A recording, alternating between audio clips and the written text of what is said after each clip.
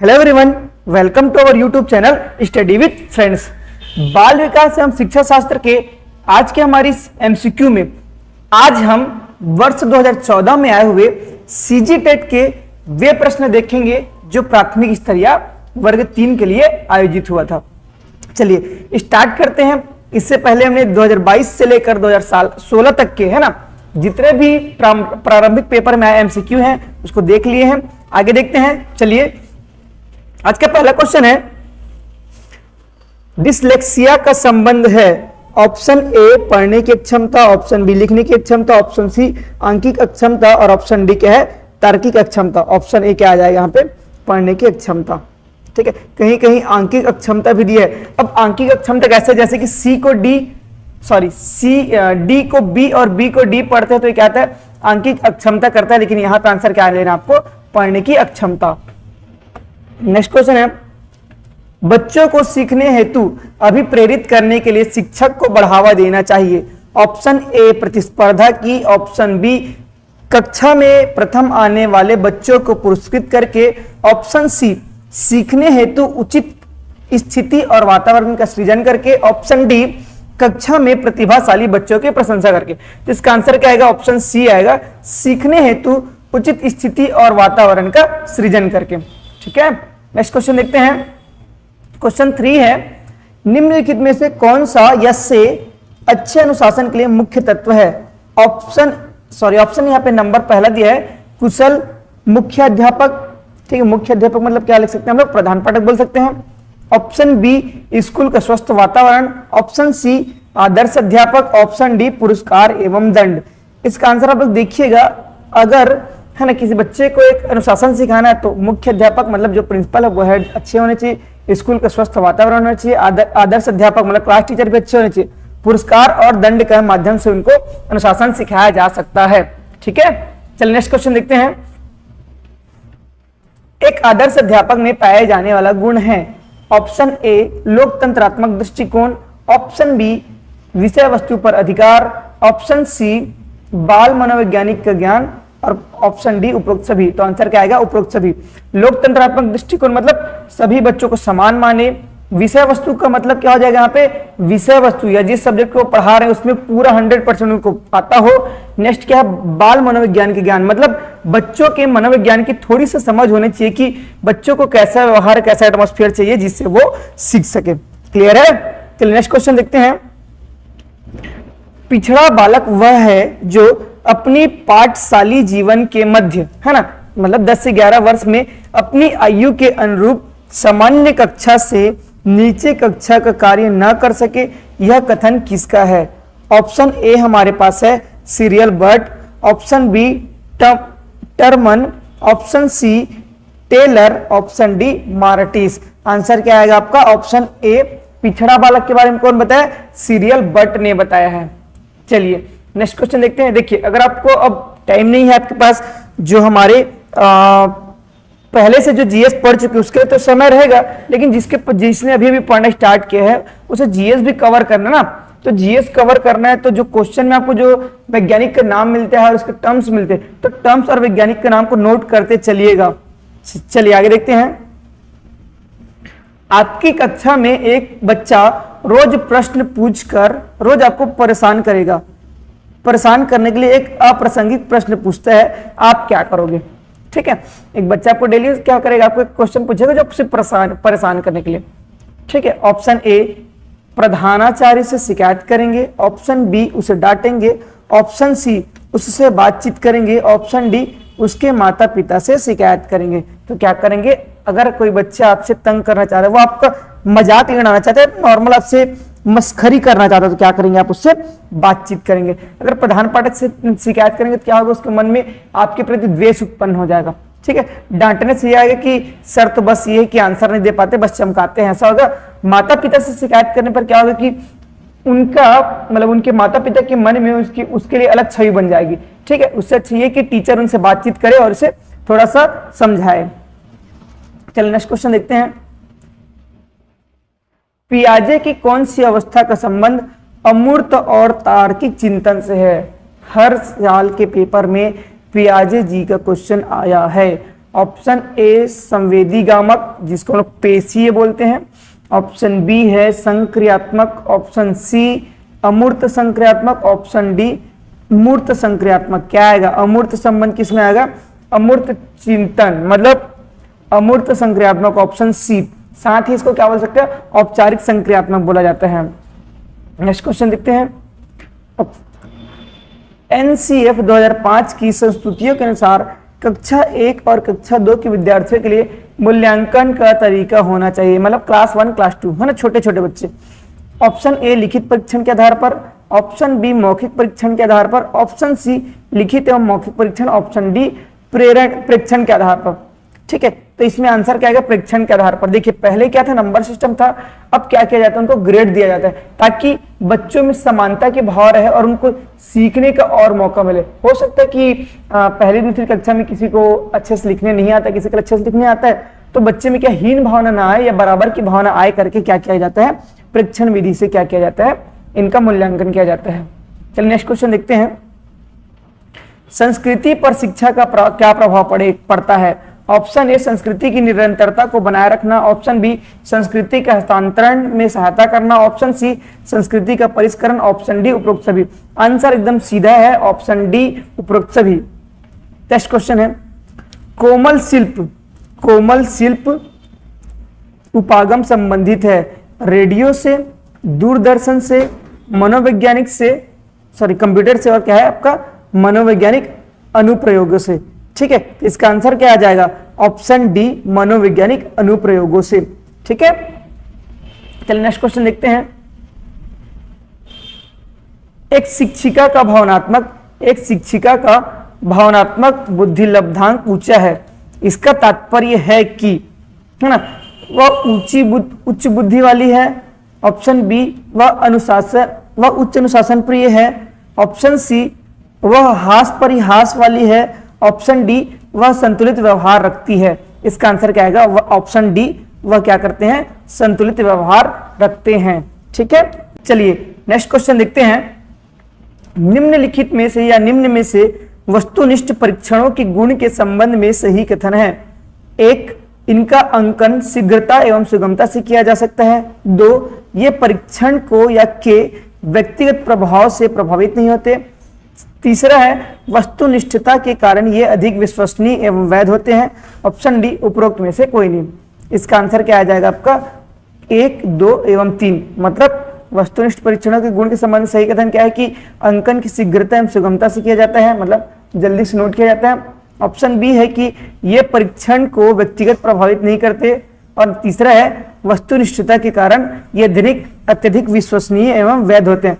मतलब विश्वसनीय वैध का मतलब क्या होगा कि अगर कोई आंसर लिख रहे हैं ना, तो आंसर लिखने के पश्चात जैसे कि किसी ने थोड़ा घुमा फिरा लंबा क्वेश्चन लिख दिया, तो उसको चेक करने में मास्टर को या सर को टाइम लगता है ना, इसलिए क्या होगा? वस्तुनिष्ठ परीक्षण उपरोक्त में से सभी है, मतलब तीनों क्या है? वैध है। चलिए नेक्स्ट देखते हैं। विद्यालय का कार्य होता है, ऑप्शन ए संस्कृति का संरक्षण, ऑप्शन बी संस्कृति का परिष्करण, ऑप्शन सी संस्कृति के नए प्रतिरूपों का निर्माण, ऑप्शन डी उपरोक्त सभी। संरक्षण सही बात है। परिष्करण मतलब क्या होता है कि जो अच्छी चीजें उसको अपनाना। ऑप्शन सी बोल रहा है कि नए प्रतिरूप का निर्माण, मतलब संस्कृति में और नए अच्छी चीजें क्या कर सकते हैं ये, और ऑप्शन डी क्या? उपरोक्त सभी। मतलब क्या है इसका आंसर आपका? उपरोक्त सभी। नेक्स्ट क्वेश्चन है, सामाजिक परिवर्तन का सर्वाधिक कार्यकारी कारक है।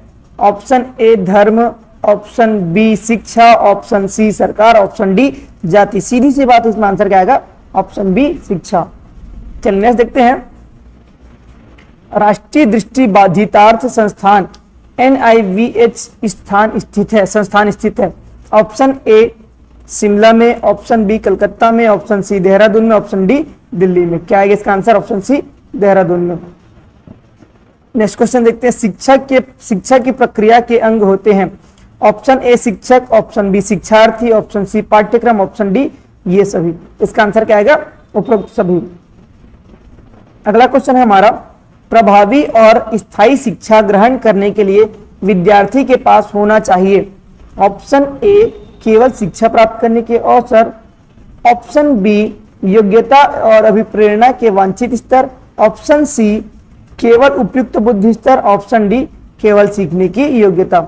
इसका आंसर क्या आएगा? केवल बी योग्यता और अभिप्रेरण का वांछित स्तर। नेक्स्ट क्वेश्चन है, ये आपको सही जोड़ी मिलाना है। रिपब्लिक किसका है? John Dewey, Emile and education Dayanand Saraswati, option C दिया है the school of society Plato, और ऑप्शन डी है संध्या विधि रूसो। ठीक, इसका आंसर आपका क्या आ जाएगा? ए। मतलब रिपब्लिक किसका है? प्लूटो जी का। एमिल एंड एजुकेशन ये किसका है? रूसो जी का। द स्कूल एंड सोसाइटी ये है जॉन डीवी सर का। और ऑप्शन डी क्या, मतलब डी क्या दिया है? संध्या विधि, ये किसका है? दयानंद सरस्वती जी का। ठीक है, चलिए देखते हैं। खेल शिक्षण विधि के प्रतिपादक कौन है? खेल शिक्षण विधि सुकरात, फॉब्रेल और किलपैट्रिक और अरस्तु। तो खेल शिक्षण विधि आप लोग याद करिए, हम लोग किंडरगार्टन पढ़े थे, तो किंडरगार्टन किसका था? फॉब्रेल का। वही क्या रहेगा आपका? खेल शिक्षण विधि। ठीक, तो आंसर क्या आ जाएगा? फॉब्रेल। नेक्स्ट क्वेश्चन देखते हैं। सीरियल बट के बुद्धि लब्धि हेतु, सीरियल बट के अनुसार बुद्धि लब्धि होती है, एक मिनट ना, क्वेश्चन क्या लिखा? सीरियल बट के अनुसार पिछड़े बालकों की बुद्धि लब्धि होती है। ऑप्शन ए 120 से कम, ऑप्शन बी 85 से कम, ऑप्शन सी 120 से अधिक, ऑप्शन डी क्या? इनमें से कोई नहीं। इसका आंसर क्या आएगा? ऑप्शन बी 85 से कम। ठीक, सीरियल बट के अनुसार पिछड़े बालकों की बुद्धि लब्धि कितनी होती है? 85 से कम। ऑप्शन आगे पीछे बोला गया, लेकिन आंसर देखिएगा 85 से कम ही आएगा। चलिए नेक्स्ट क्वेश्चन देखते हैं। प्रायः लड़कियां गणित में कमजोर होती है, यह कथन है या यह करके लिखा है? अनुसंधान आधारित धारणा है, ऑप्शन बी लैंगिक पूर्वाग्रह पर आधारित धारणा है, ऑप्शन सी सत्य धारणा है, ऑप्शन डी उपरोक्त सभी। इसका आंसर क्या आएगा? लैंगिक पूर्वाग्रह पर आधारित धारणा है, मतलब लिंग के भेदभाव पर क्या किया गया? इसका धारणा बना है। नेक्स्ट क्वेश्चन देखते हैं। प्रतिभाशाली बालकों में निम्न विशेषता होती है, ऑप्शन ए अधिक महत्वाकांक्षा, ऑप्शन बी बुद्धि लब्धि में एक सदस्य अधिक, ऑप्शन सी विस्तृत शब्दकोश। देखिए आप सभी भी अपना शब्दकोश बढ़ाइएगा। नेक्स्ट क्वेश्चन, शब्दकोश मतलब क्या होता है? वोकैबुलरी। ऑप्शन डी क्या है आपका? ये सभी। तो इसका आंसर क्या आ जाएगा? ऑप्शन डी ये सभी। नेक्स्ट क्वेश्चन है सृजनवाद में, ठीक है, सृजनवाद में बच्चे सीखने की प्रक्रिया में निष्क्रिय रूप से प्रतिभाग करते हैं। ऑप्शन बी शिक्षा शिक्षक केंद्रित होती है, ऑप्शन सी शिक्षा बाल केंद्रित होती है, और ऑप्शन डी क्या है? शिक्षा व्यवहारिक होती है। इसका आंसर क्या आएगा? ऑप्शन सी शिक्षा बाल केंद्रित होती है। ओके, नेक्स्ट क्वेश्चन देखते हैं हमारा। निम्नलिखित में से कौन सी परिस्थिति में बच्चे को संवेगात्मक एवं सामाजिक विकास अच्छे से होगा? ऑप्शन ए क्या बोलता है? जब बच्चे को महत्वपूर्ण माना जाएगा, उनकी भावनाओं का सम्मान किया जाएगा। ऑप्शन बी बोलता है बच्चे को अधिक से अधिक पढ़ने को कहा जाए। ऑप्शन सी बच्चे के कक्षा में अच्छे अंक आए। ऑप्शन डी जब शिक्षक बच्चों को उनके बौद्धिक स्तर के अनुसार पढ़ाए। इसका आंसर क्या आएगा? ऑप्शन ए आएगा, जब बच्चे को महत्वपूर्ण माना जाए और उसके भावनाओं का सम्मान किया जाए। चल नेक्स्ट क्वेश्चन देखते हैं। बच्चों में अच्छे चरित्र के निर्माण के लिए क्या होना चाहिए ना? ऑप्शन ए बोलता है हमारे पास पाठ्य पुस्तकों में चरित्र निर्माण संबंधी पाठ होने चाहिए। ऑप्शन बी बोलता है कि चरित्र निर्माण के लिए व्याख्यान दिए जाने चाहिए। ऑप्शन सी बोलता है कक्ष गतिविधि इस प्रकार से हो कि बच्चों को चरित्र निर्माण में सहायता मिल सके। ऑप्शन डी बोलता है कि महापुरुषों की जीवनी बच्चों को पढ़ाई जानी चाहिए। एकदम कॉमन सा क्वेश्चन और इसका आंसर आप सबको पता है कि कक्ष गतिविधि इस प्रकार से हो कि बच्चों को चरित्र निर्माण में सहायता मिल सके। क्लियर? चलिए नेक्स्ट क्वेश्चन है हमारे पास। भारत के शैक्षिक इतिहास में किसने प्राथमिक शिक्षा का मौलिक अधिकार संबंधी बिल, धारा, सभा, इंपीरियल काउंसिल में प्रस्तुत किया था? ऑप्शन ए हमारे पास है Kapil Sibal, option B Jawaharlal Nehru, option C Gopal Krishna Gokhale, option D Abul Kalam Azad. Common सा क्वेश्चन है हमारे, इसके कौन बोला है? गोपाल कृष्ण गोखले। गोखले जी कौन थे? गांधी जी के गुरु। नेक्स्ट क्वेश्चन है हमारे पास, मूल्यांकन से अभिप्राय है। ऑप्शन ए छात्रों की आवश्यकता का पता लगाना, ऑप्शन बी छात्रों की बुद्धि का पता लगाना, ऑप्शन सी छात्रों की अधिगम की असफलता एवं सफलता का अध्ययन करना।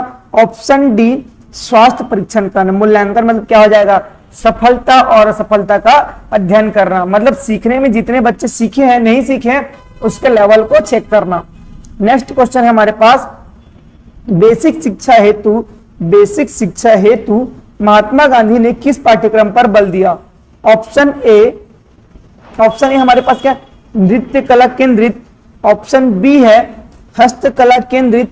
ऑप्शन सी पुस्तकला केंद्रित और ऑप्शन डी संगीत कला केंद्रित। इसमें क्या आएगा आपका, ऑप्शन बी हस्तकला केंद्रित। ठीक, नेक्स्ट क्वेश्चन देखते हैं। छात्रों को ठीक, शाबाश, बहुत अच्छा कहना है। ठीक है, मतलब हम लोग छात्रों को ठीक है, शाबाश, बहुत अच्छा ऐसा कहने से क्या होता है। ऑप्शन ए शाब्दिक पुनर्बलन मिलता है।